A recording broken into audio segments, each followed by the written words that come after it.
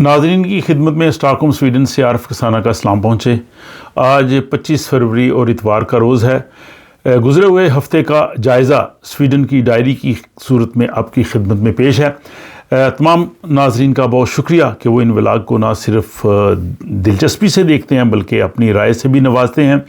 और जिन अहबाब ने अभी तक इस चैनल को सब्सक्राइब नहीं किया, अगर वो सब्सक्राइब कर लेंगे तो उनको आने वाले अपडेट्स जो हैं वो बाकायदगी से मिलते रहेंगे।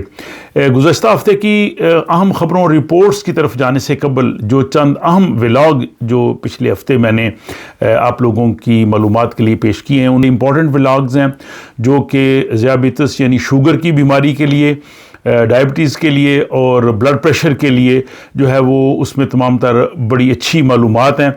अगर आपने वो नहीं देखे तो प्लीज़ आप उन्हें ज़रूर देखिए। और जिन लोगों को ये मर्ज़ लाहक हैं उनके लिए भी बहुत फ़ायदेमंद है, और जो लोग इनसे बचना चाहते हैं उनके लिए भी बड़ी मुफीद मालूमात हैं। तो दो बड़े अहम हमारे यहाँ पे जो तिब्बी माहिरीन हैं, डॉक्टर्स हैं, उन्होंने ये लेक्चर्स दिए थे। उनको जो है वो तमाम स्लाइड्स की सूरत में व्लॉग्स जो हैं वो मैंने बनाए हैं और आप उनसे ज़रूर फ़ायदा उठाएं। अब हम चलते हैं जनाब स्वीडन की ख़बरों की जानब। तो यहाँ पे जो जॉब्स और जो यहाँ पे मुलाजमतों के हवाले से ये रिपोर्ट सामने आई है कि स्वीडन की इंडस्ट्री को जो हुनरमंद लोग हैं उनकी तलाश है, और जो लोग खुसूसन जहाँ पे हाथ से काम करने वाले जॉब हैं उनको नहीं मिल रहे, और हर चौथी असामी जो है वो खाली है। तो यहाँ पे जो लोग हैं इनको ये भी सोचना चाहिए कि अगर वो वर्क परमिट के लिए हाई सैलरी की शर्त रखेंगे और उन लोगों के वर्क परमिट एक्सटेंड नहीं करेंगे तो ये सूरत हाल तो आनी थी, और इससे पहले भी बहुत से लोगों ने ये खदशात का इज़हार किया था। और यही जो है वो अभी इस हफ़्ते में बड़ी ख़बर थी कि स्वीडिश इंडस्ट्री को जो है वो काम करने वाले लोग जो हैं वो इतने मिल नहीं रहे जितने मिलने चाहिए। और इवन जो नॉर्थ में वो काफ़ी जो है वो सरमायाकारी कर रहे हैं, लेकिन इसके बावजूद वहाँ पे लोग जाने के लिए जो इतना तैयार नहीं है। और इसके बाद दूसरी खबर यह है कि स्वीडन में जो आबादी के बढ़ने की शरह है वो उतनी नहीं जितनी होनी चाहिए, वो कम है। बल्कि वो कह रहे हैं जी कि 2010 के बाद आबादी के बढ़ने की शरह में जो कमी आई है। अगरचे इस वक्त स्वीडन की आबादी 1 करोड़ से ज़ायद है, यानी 10.5 मिलियन लोग जो हैं वो इस वक्त स्वीडन में हैं। लेकिन आबादी जितनी होनी चाहिए, शराय पैदाइश जितनी होनी चाहिए उतनी नहीं है, और इसमें बूढ़े लोगों की तादाद बढ़ रही है, वो लोग पेंशनर ज़्यादा हो जाएंगे, नौजवान जो है वो उनको चाहिए। पिछले साल स्वीडन में तकरीबन 1 लाख बच्चे जो है वो पैदा हुए, और इसी तरह स्वीडन में पिछले साल जो लोग बाहर से आए हैं या जिनको यहाँ पे रहने की इजाज़त मिली है वो 94,000 के करीब हैं, और ये जो तादाद है उससे पिछले साल की निस्बत 8% कम है। लेकिन साथ ही स्वीडन से तकरीबन 73,000 लोग जो हैं वो स्वीडन छोड़ के भी चले गए हैं, और ये तादाद उससे पिछले साल की निस्बत 45% ज़्यादा है। यानी जो ट्रेंड है स्वीडन से जाने का वो ज़्यादा है, आने का कम है। और जो पाबंदियां यहाँ पे लगाई जा रही हैं वर्क परमिट की सूरत में, जॉब्स ना देने की सूरत में, रेजिडेंस परमिट ना देने की सूरत में, इसका खमियाजा आने वाले दिनों में मुझे लगता है कि ये भुगतना पड़ेगा। और इसमें EU में जो स्वीडन की जानब से नुमाइंदा है उनके बारे में मैंने व्लॉग बनाया था कि उन्होंने कहा था कि यूरोप को अपने निज़ाम ज़िंदगी को चलाने के लिए यूरोप के बाहर से अफरादी क़ुव्वत की बहुत ज़्यादा ज़रूरत है। अगर ये अफरादी क़ुव्वत नौजवान लोग नहीं आएंगे तो यूरोप का निज़ाम नहीं चलेगा। बहरहाल ये 2 रिपोर्ट्स इस हफ़्ते की थी। तीसरी खबर यह है कि स्वीडन की जो पुलिस है उसने यहाँ के जो वज़ीर इंसाफ है उनके हमरा प्रेस कॉन्फ्रेंस में बताया कि स्वीडन में इस वक्त 62,000 के करीब 62,000 लोग जो हैं वो गैंग्स के साथ वाबस्ता है। आपको पता है कि स्वीडन में जो धमाके होना और उसके बाद फायरिंग के वाक़यात और गैंग्स में लड़ाई ये बहुत ज़्यादा है।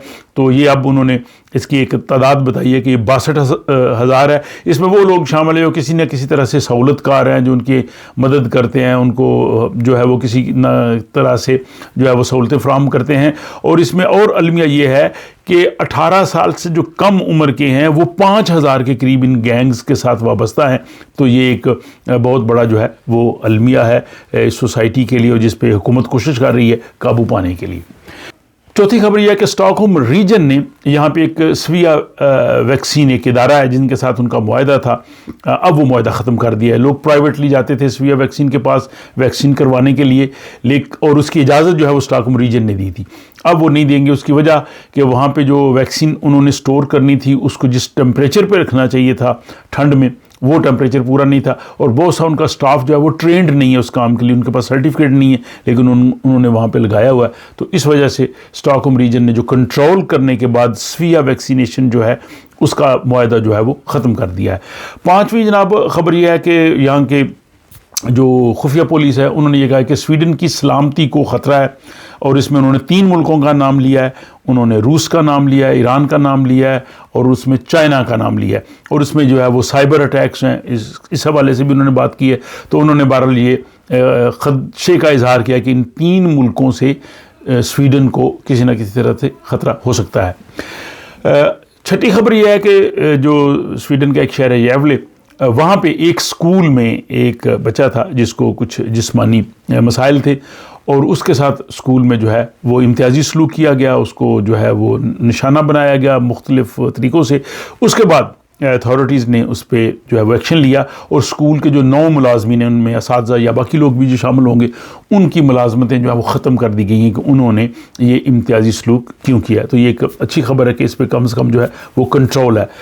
और इसके बाद खबर यह है कि इस साल जो स्वीडन की जो रेलगाड़ियाँ हैं, ट्रेन्स हैं, ये बहुत ज़्यादा ताख़ीर का शिकार हुई हैं। जो इंटरसिटी ट्रेन्स चलती हैं, और ये काफ़ी 2010 के बाद ये बुरी सूरत हाल पैदा हुई है, और इसमें तकरीबन 88% के करीब जो है वो टाइम पे आई हैं। तो यानी इसका मतलब ये है कि 12% के करीब ट्रेनें जो हैं वो उन्होंने वक्त की पाबंदी नहीं की, जो बहुत बड़ी जो है वो एक कह लें कि तादाद बनती है। और जनाब इसके बाद अगली खबर यह कि स्टॉकहोम के इलाके उपलैंड वेस्टबी और कुंग्सहोलमैन जो सिटी का एरिया है, वहाँ पे कुछ अपार्टमेंट्स में कुछ ऐसे लोग थे कि जिनको कहे की वोमिटिंग की शिकायत शुरू हुई। उसके बाद पुलिस गई, मुतल्लिका अथॉरिटीज़ गई, उन्होंने चेक किया कि क्या वजह कि इन लोगों को, हमें जो रहते हैं, अचानक इनको ये इस अपार्टमेंट के लोगों को क्यों मसला आया है ये दरपेश। तो उन्होंने चेक किया कि ये एक्चुअली विंटर बग होता है, एक नॉर्मल वायरस होता है, मौसमी वायरस, उसकी वजह से ये है। तो बहरहाल ये इसको उन्होंने फाइंड आउट कर लिया।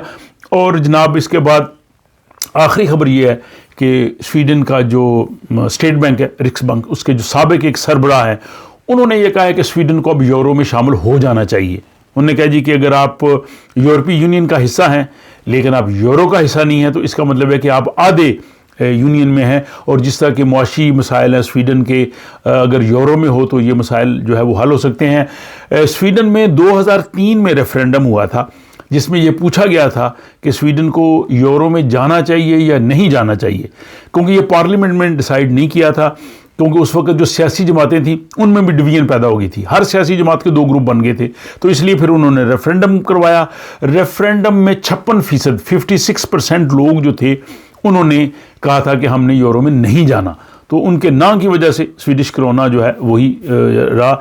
लेकिन शायद अब अगर रेफरेंडम हो तो लोगों की बड़ी तादाद शायद यस में वोट दे, ये एक अंदाज़ा है। लेकिन आप लोग बताइएगा कि क्या स्वीडन को यूरो में जाना चाहिए या नहीं जाना चाहिए। आप अपना मुख्तसर कमेंट जो है वो यस या नो की सूरत में, यूरो यस या यूरो नो, इस सूरत में आप लिख सकते हैं, ताकि हमें अंदाज़ा हो कि इन व्लॉग्स को देखने वाले लोग हैं उनकी क्या राय है कि स्वीडन को यूरो में जाना चाहिए या नहीं जाना चाहिए। इसके साथ मुझे इजाज़त दीजिए, और एक बड़ी इंपॉर्टेंट जो व्लॉग आप देखेंगे कि स्वीडिश प्राइम मिनिस्टर की अहलिया ने उनके साथ जो है सफ़र किया है, होटल्स में रही हैं, लेकिन उसके बाद उनके साथ क्या हुआ है वो अगले व्लॉग में आपको देखने को मिलेगा। अपना ख्याल रखिएगा और मुझे दीजिए इजाज़त।